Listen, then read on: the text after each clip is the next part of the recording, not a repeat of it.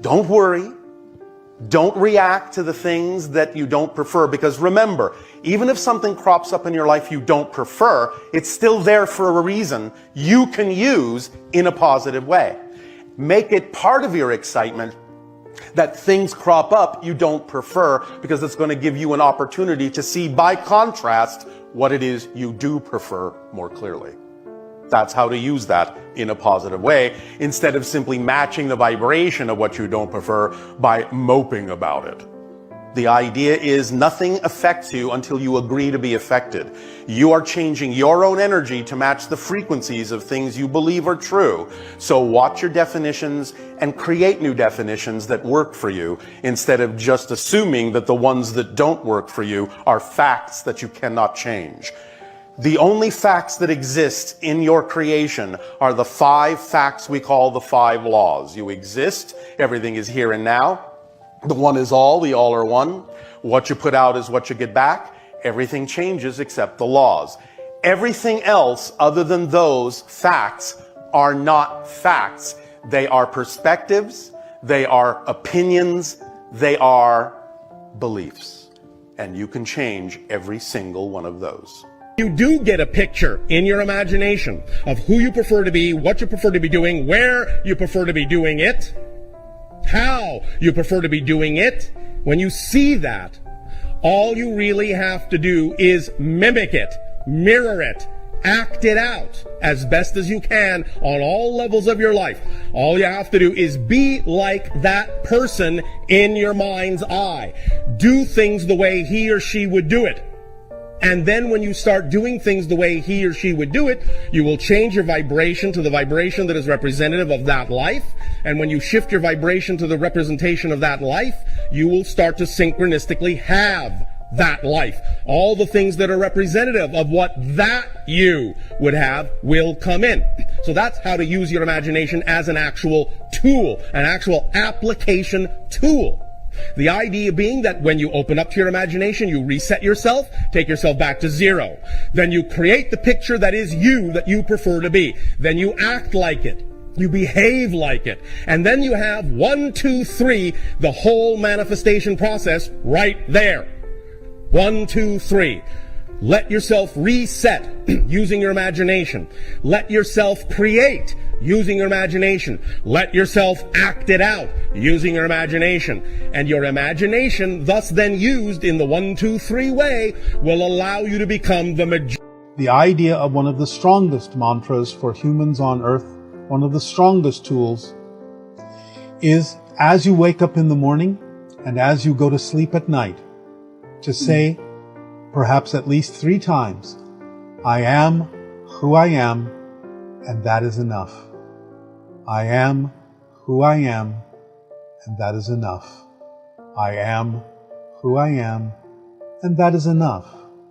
And then see what synchronicity brings you, with the willingness to let go of all restrictions, all limitations, all assumptions and all insistences that in your unconscious, subconscious, and conscious mind don't actually serve you or don't align with the vibration of your true ethereal spiritual core. Then reality will unfold as it needs to serve you best.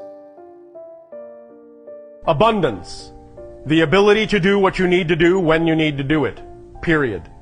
The ability to do what you need to do when you need to do it. Sometimes that might require money, and if money is required, money will be there.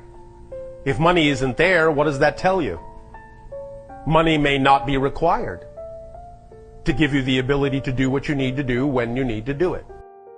Now, we understand that money is one of the valid symbols of exchange and abundance on your planet, but it isn't the only one.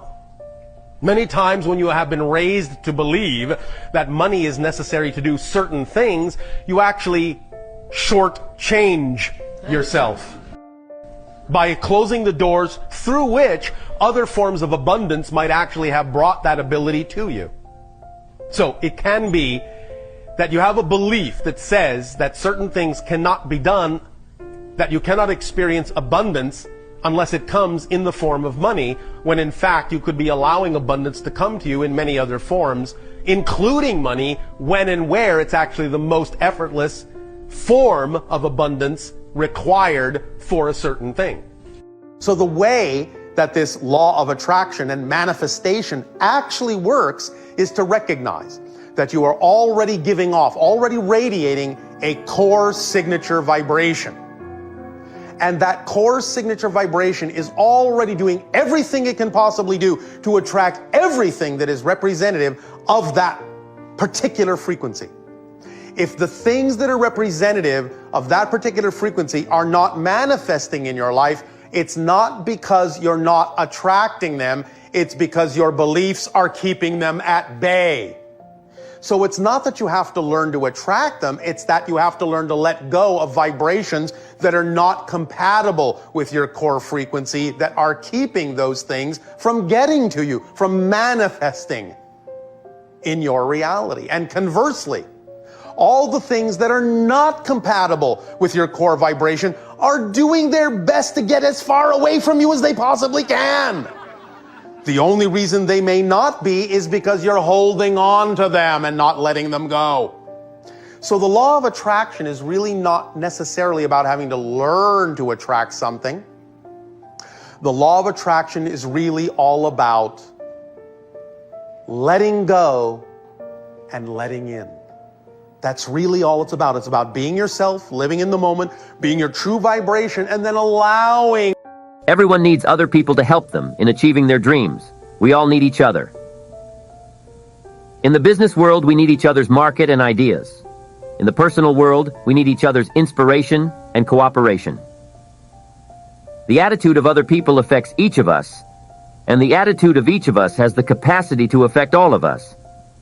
The American Pledge of Allegiance, and its 31 words that we often repeat as an expression of our loyalty, begins with I and concludes with all.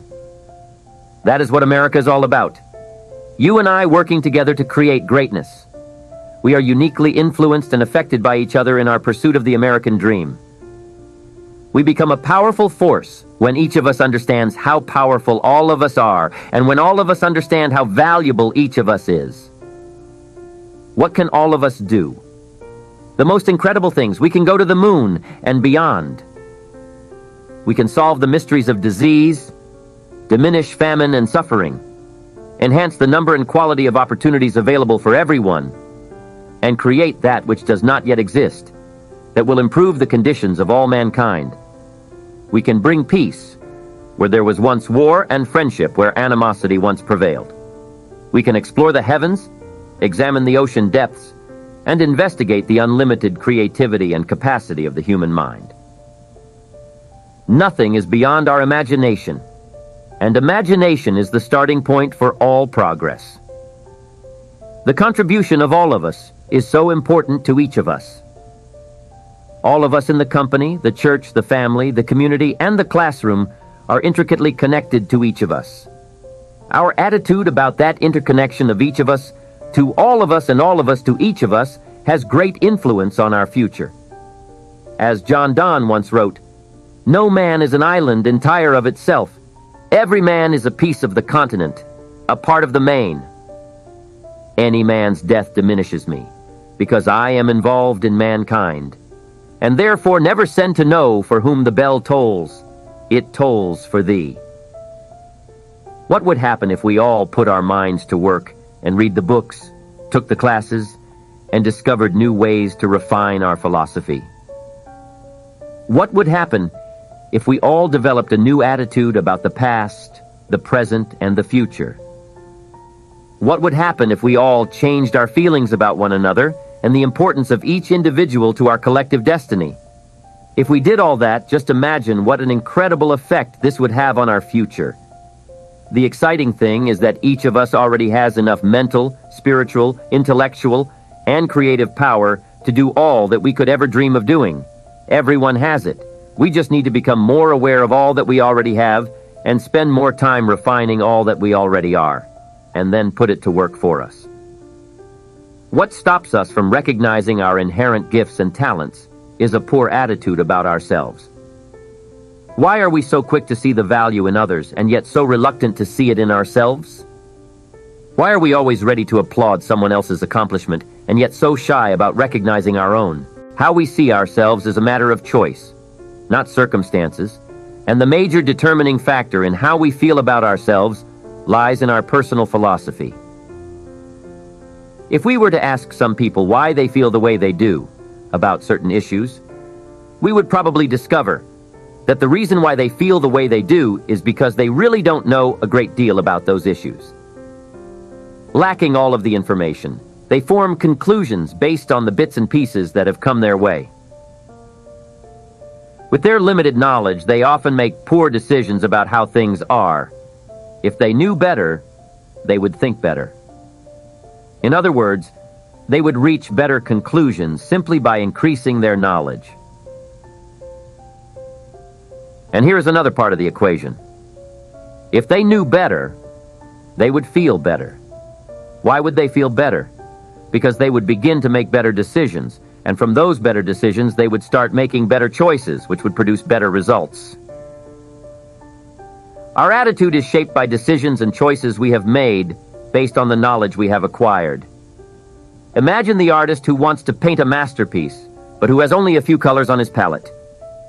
He may have the desire to create a masterpiece, but he lacks the variety of colors which the painting of a true masterpiece requires. This is what happens to human beings with limited knowledge. They lack the mental colors with which to create a complete picture.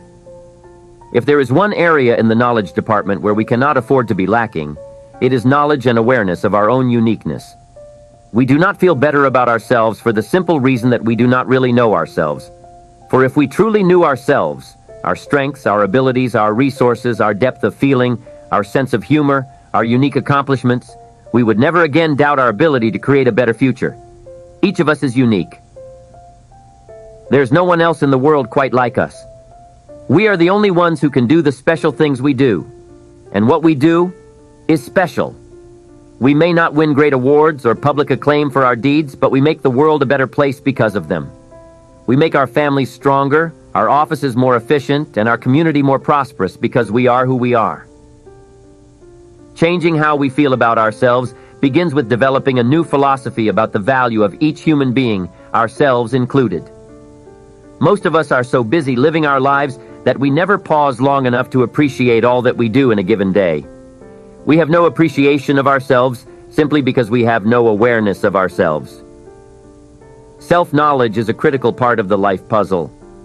As we learn more about who we are, we begin to make better choices and decisions for ourselves and about ourselves. And as we have already suggested, as our choices improve, so do our results. And as our results improve, so does our attitude.